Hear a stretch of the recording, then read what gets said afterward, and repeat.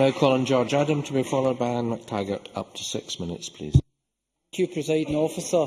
It's quite ironic that I find myself speaking after Dennis Robertson, because yesterday when he was at the Royal School for the Blind, he met a young man from Renfrewshire, Harrison Lovett, who actually sees Dennis as a role model, a hero, if you wish, because he's a young man who has had similar challenges to Dennis over the years.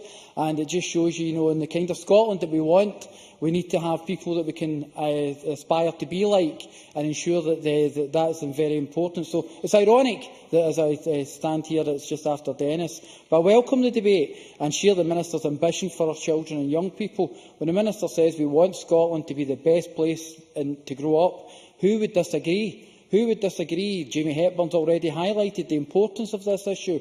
And as parents, our children's future is one of the most important things to every single one of us.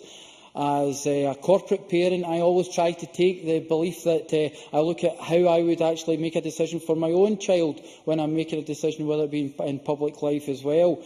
And although our own children maybe give us many sleepless nights through the years and difficulties, challenges over the years, there's always good days and bad days for every family. My own children, James and Jessica, James is 21, Jessica is now 19, and one of our happier days will be this Sunday at the Communities League Cup final, when we all go to see St Mirren, when we go to the National Stadium. But within that stadium, there will be people from Fergusley Park in Paisley, which is one of the areas in Scotland with multiple deprivation and is an issue about child poverty. Now, we've been talking about child poverty for as long as I can remember within politics, and it's one of these things that I believe can only be dealt with the full powers of independence, because it's been debated for so long, and although they've already been mentioned since devolution, child poverty levels have fallen substantially, they're at 17%, we still need to do so much more, and that can only happen with the powers of independence.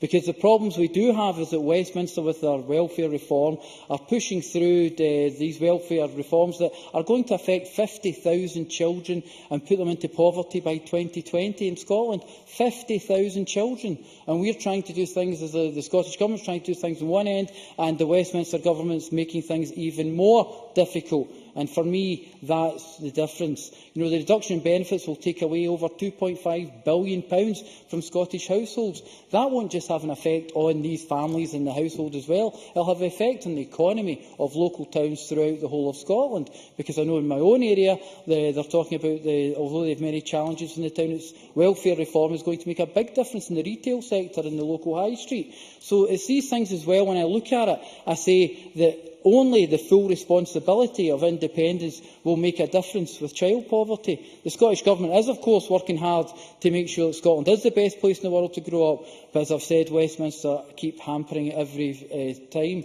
8 out of 10 Scottish members of the Westminster Parliament voted against Westminster's benefit cuts, but they went ahead with it anyway. We have a situation where the Westminster democratic deficit is having a cause in all the young children in Scotland here as well.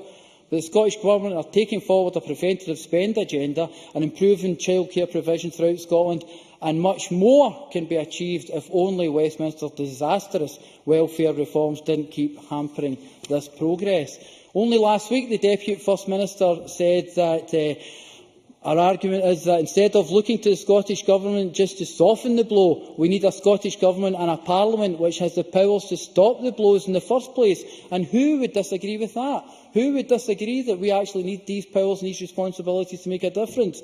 We all know that the Scottish Government has proven on numerous occasions that it is more progressive than its Westminster counterpart. So if we are looking at Scotland that we want to build in the future for our children, for me, the only way forward is with the powers of independence, because otherwise we will be sitting here having the same debate in 20 years' time, talking about child poverty and what are we going to do about it. And I, for one, am going to be sitting here to do that, because I take my role as a corporate parent very, very seriously.